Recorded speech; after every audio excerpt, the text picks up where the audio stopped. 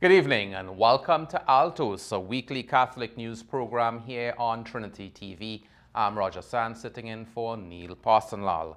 Here are our top stories this week. The Archbishop makes his annual visit to the nation's penal institutions. Members of the Catholic Church participate in a walk for peace in a community affected by gang violence. The two Marian celebrations during the Advent season marked with unveilings. In our series on organizations helping the poor, we feature one started by Clive Panton, the brother of the first local archbishop. And later we talk climate change as we chat with Raquel Moses, CEO of the Caribbean Climate Smart Accelerator, who recently attended the COP28 conference in Dubai. But top of the news this week, Venezuela and Guyana have agreed not to resort to force to settle a territorial dispute over the oil-rich Essequibo region. The agreement followed what's being described as a tense meeting between the leaders of both countries in St. Vincent on Thursday. Guyanese President Irfan Ali and Venezuelan President Nicolas Maduro agreed to, quote, not threaten or use force against one another in any circumstances, including those consequential to any existing controversies between the two states, end quote.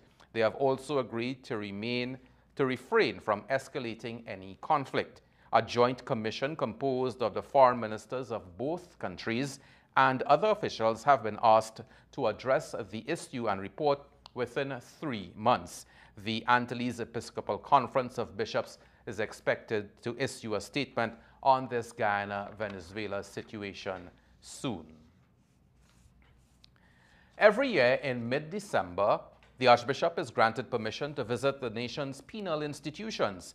This year is no different. Archbishop Charles Jason Gordon visited the maximum security prison and the youth training center on Wednesday. He told those incarcerated at the prison that in the eyes of the divine, there is no judgment that can diminish or change the inherent value of a human soul by 1 cent.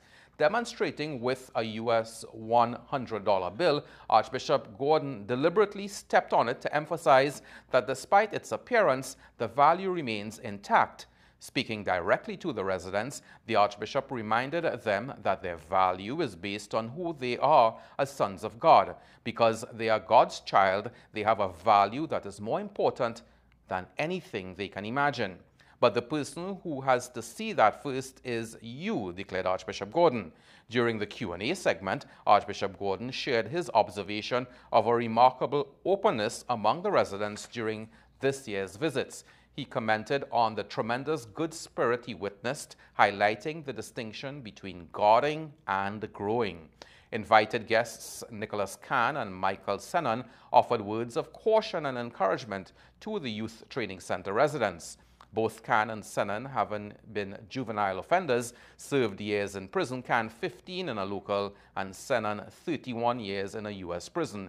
The Archbishop also commenced his visits on Tuesday at the Golden Grove Prison and the Women's Prison and concluded on Friday at Carrera.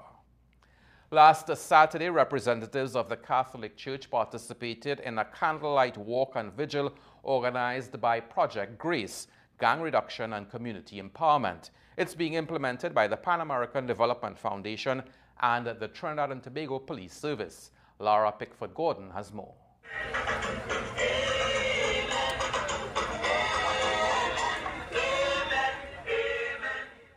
The walk from Besson Street along St. Paul Street was aimed at showing solidarity with the East Port of Spain community after the murders of 23-year-old Shondell Bernard and 43-year-old Jason Alexander last month.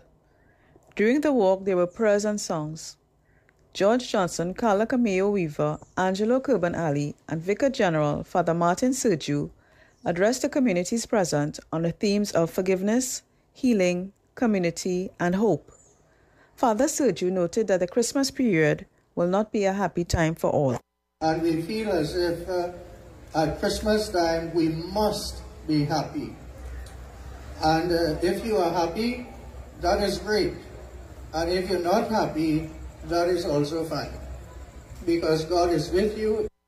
Father Sergio referred to the site of the murders as blood sites, recalling that worship by the early church was done over the graves of the martyrs.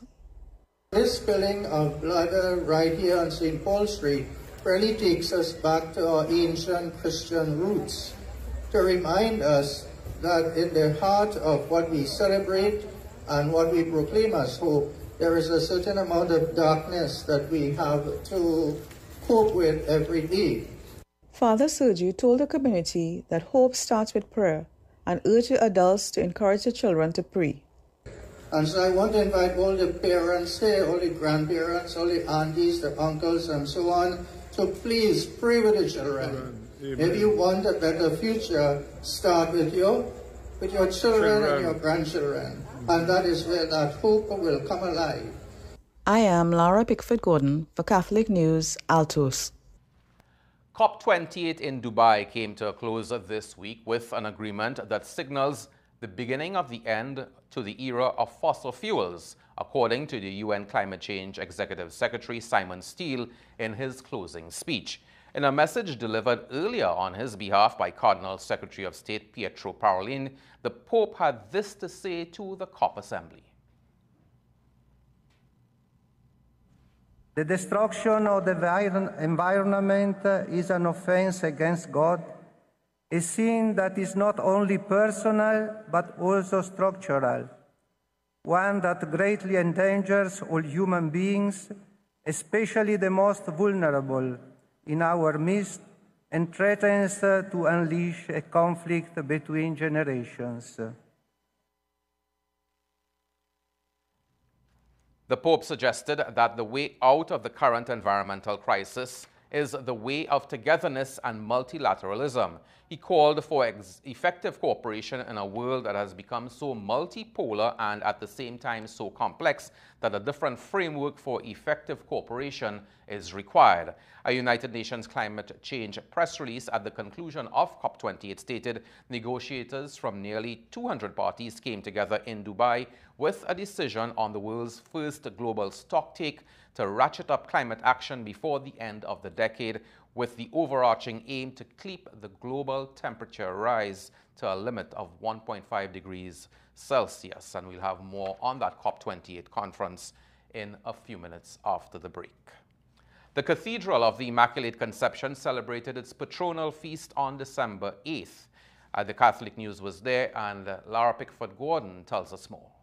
Presiding at the Mass, Apostolic Nuncio Archbishop Santiago de Guzman said, like Mary, Catholics should never lose the ability to be amazed by what God has done in their lives and what He expects.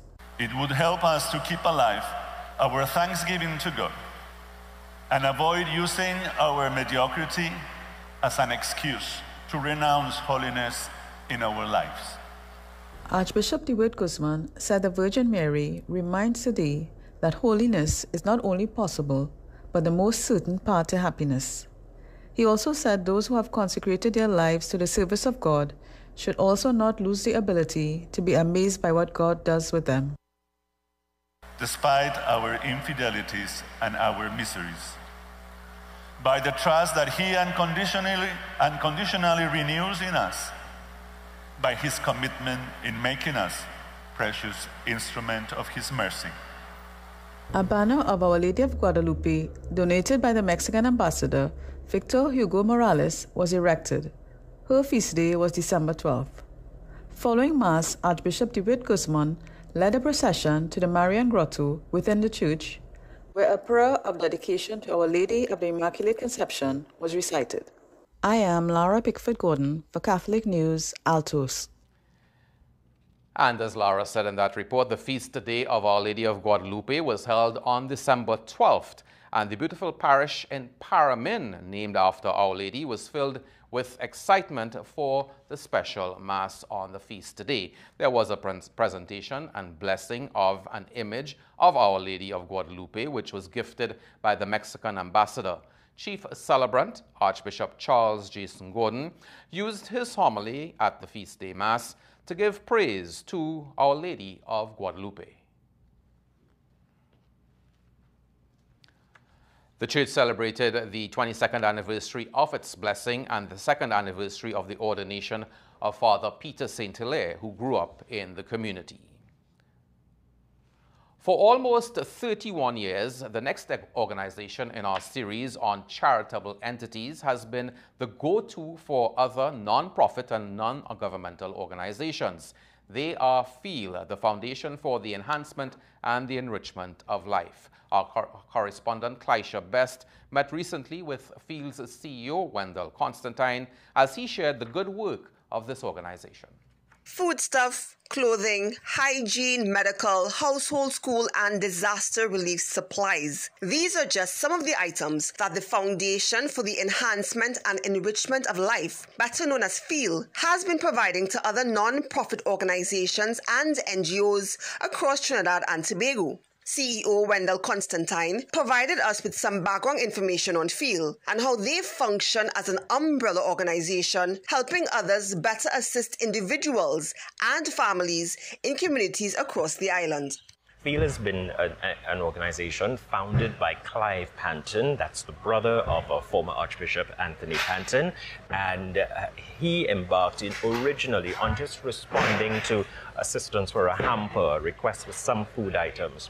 That eventually became a need that was growing within the community, and he saw the requirement to bring a board together, register the organization as a non-profit, and then proceed to request donations in kind from donors in other parts of the world. Our recipients most of the time are receiving staple food items of rice, peas, beans, toiletry items, etc., all coming from the source that's called Food for the Poor, which is a well-established entity that pulls from suppliers and supply chains across various parts of the world. They make their contributions across most of the Caribbean and Latin America. FEEL receives these shipments and in turn passes it on to the NPOs, who then assist the less fortunate in our society. Non-profit organizations registered with FEEL aren't the only ones who benefit. There are schools, children's homes, homes for the elderly, and faith-based organizations, to name a few. So how many NPOs are catered for under FEEL's umbrella? Normally, we strive to set a target of between 120 to 150 NPOs per annum. And there's a reason for that. There's a quota of items that we receive on an annual basis. And whilst the amounts that we may be talking about could be in the vicinity of between 30 to 50 million TT dollars worth of goods in kind, there is only so much that we could do from a capacity standpoint. In terms of funding, Mr. Constantine told us how FEEL is able to meet its needs and how individuals and corporate TNT can assist. The operations for our organization have been capped at between $1 and $1.5 million per annum. There are fundraising events that the organization does for itself. The Field Charity Golf Tournament has become very popular in most recent times. We want to look at other fundraising initiatives, such as some kind of meal ticket, where persons can easily purchase as members of the public. You can make a one-off donation or an ongoing monthly donation. On the FEEL website, feeltt.org, is a WePay platform that allows you to use your business card, your credit card, your Links card in order to make a donation. Subsequent to that, of course, is also the opportunity for persons to work through their organizations. Members of staff can be involved in a matching donation with their head of organization. There can be deeds of covenant from corporate Trinidad and Tobago. You can make a normal collection and make a donation to FEEL at one of our bank accounts. And if not, arrange an event and part proceeds can be a contribution to FEEL. FEEL's distribution occurs every 2 weeks with the assistance of volunteer officers from the Trinidad and Tobago Defence Force. This ensures a standard distribution process. I am Clisha Best for Catholic News, Altos. Well, we're getting closer to the Christmas season, and with that comes the blessing of creches across Trinidad and Tobago. Monsignor Christian Pereira joined the community of Savannah Drive in Tacarigua to bless their community creche recently. As we prepare for Christmas to celebrate the birth of Christ, tonight we pause to ask Almighty God to bless this Christmas creche, this manger. The practice of erecting such mangers was begun by St. Francis of Assisi as a means to set forth the message of the gospel for all Christians. When we look at these figures, the Christmas story comes alive. We remember that we are moved to rejoice in the mystery of the incarnation of the Son of God. Very nice there. Well, when we return after this break, we speak with Raquel Moses, CEO of the Caribbean Climate Smart Accelerator, about the recently concluded COP28 conference. We go to break with this trivia question.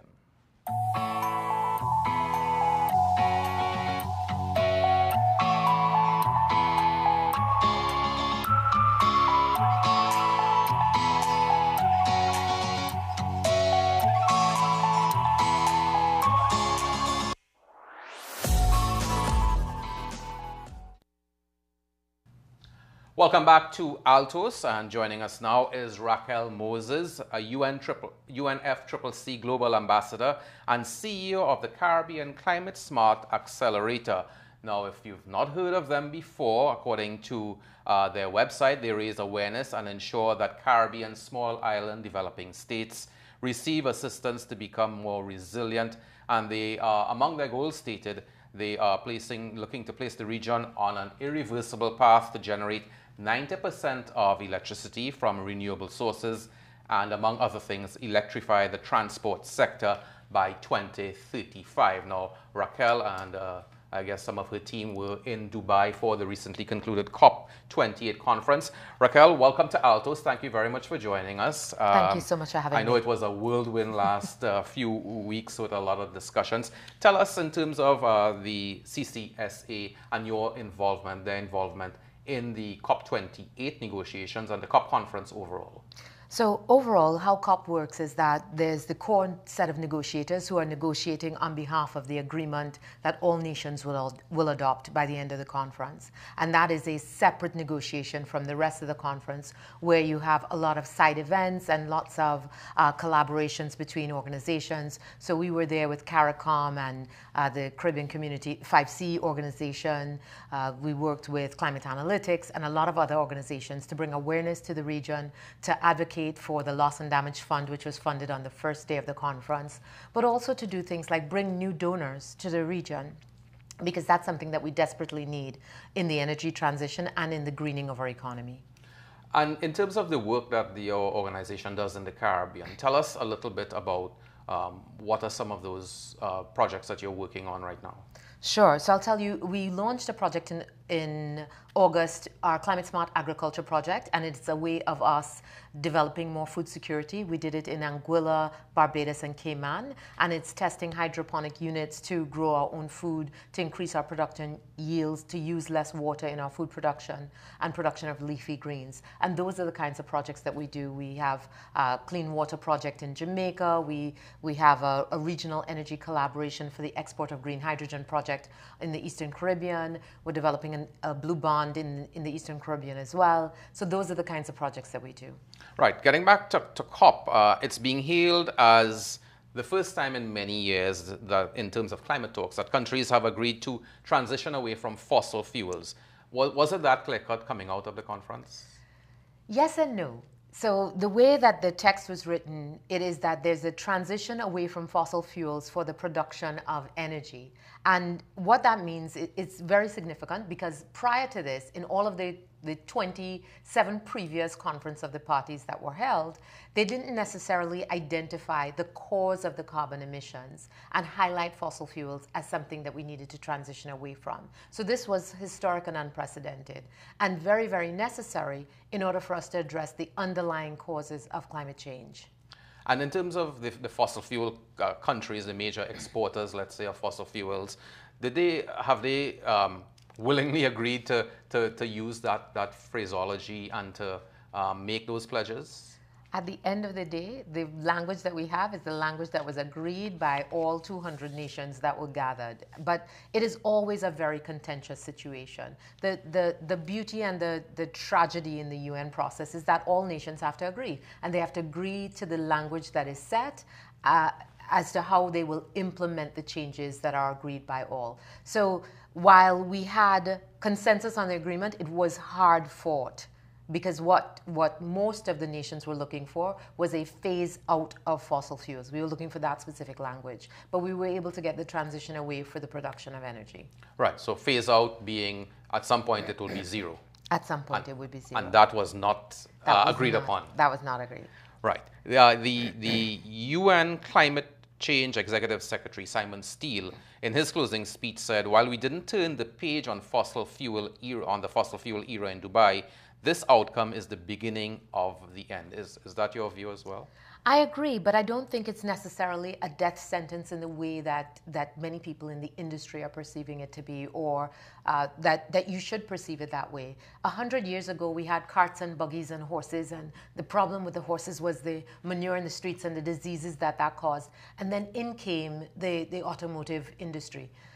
It didn't mean that people who did shoes for horses, yes, they were out of jobs, but they found new jobs, and many of them in the automotive industry, because they had experience with working with metals. And so we see this as the transition of energy, not the end of energy. And we need to think about what is the business that we're in. The business that we are in Trinidad and Tobago, and many oil and gas producing nations, we're in the business of energy. And now we're at a tipping point. We're going to the future of energy. Guyana, for instance, has for us the most renewable energy projects on our books. And they have one of the greatest oil finds of all time. So it is easy to take a look at the industry and get stuck in being Blockbuster versus Netflix, versus saying, listen, this is where the industry is going, and I'm ready to be at the helm of where this industry is going.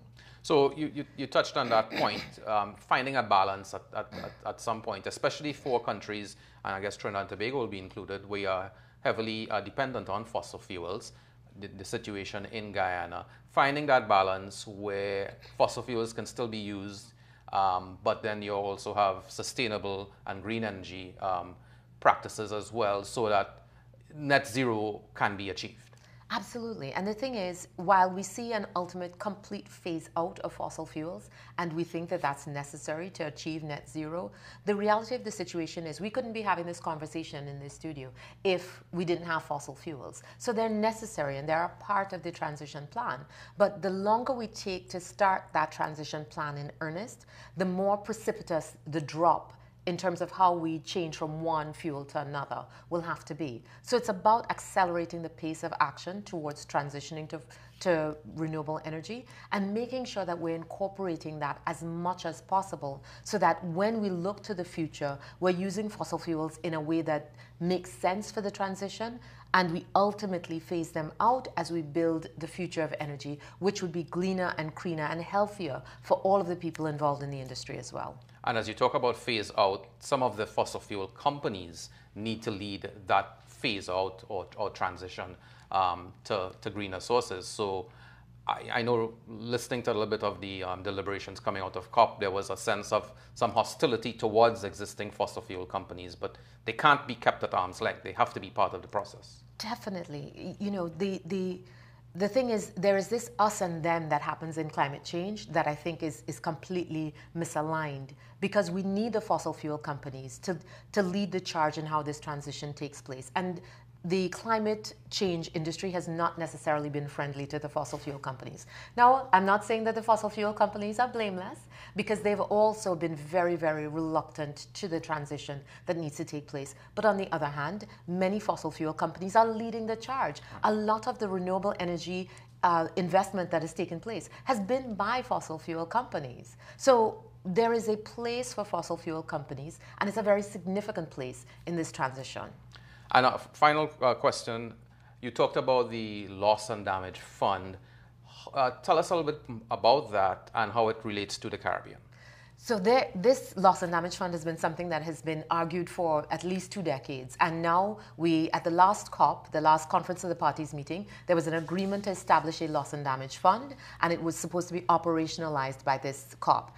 what many people had expected was that we would fight to the bitter end, and here's something about it. On day one, there was $550 million worth of commitments. By the time we left Dubai, there was $792 million worth of commitments to fund this loss and damage fund. And what that means is that for nations like ours, that we don't experience hurricanes, but we definitely experience flooding, droughts, storm surge, and all of these things. This allows us somewhere to go when the damage is above and beyond what should normally be expected. And what we're hoping is that they operationalize this fund by actually getting from those pledges to the money in the bank, and they implement a board that can then assign the money when we are in need.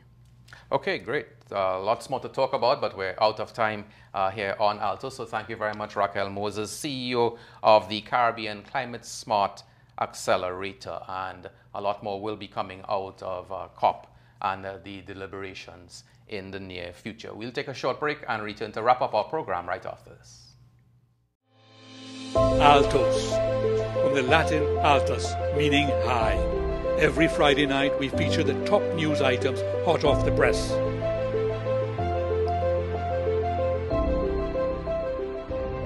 We are taking a leap of faith on Trinity TV. Jump in with us for this new and exciting experience. And welcome back to Altos. Well, let's take a look now at some of our clergy celebrating anniversaries.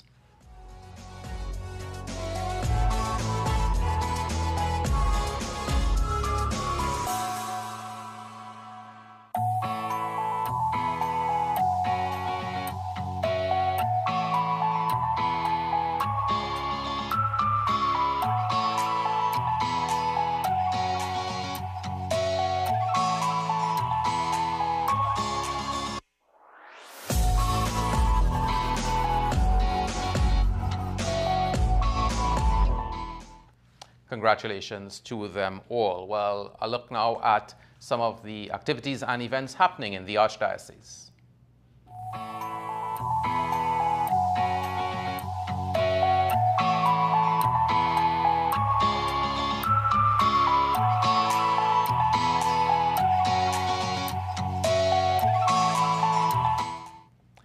Have you heard about the Catholic News' Greenscape Parish competition? Well, find out some more. Let's take a look.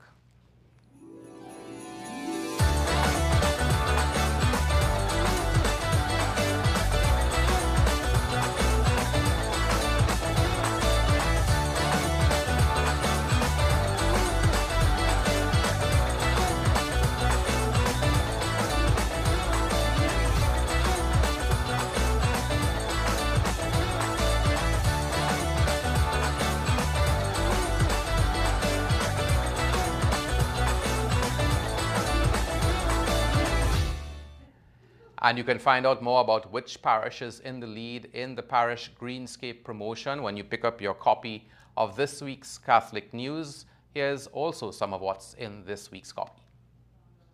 In the December 17th issue of the Catholic News, read about the newly launched Neurodiversity Foundation, whose aim is to advocate on behalf of neurodivergent persons, and visit the interior of Guyana with Jesus Explosions Coordinator Leslie Taylor-Gavaya. I am Simone DeLucian, Associate Editor of the Catholic News. Well, as we go now, we leave you with a look at an impressive performance from students of St. Joseph's Convent in St. Joseph as they recently held their school's Parang Q. The school's 4 houses competed in this in-house Parang competition. Congratulations to the young women.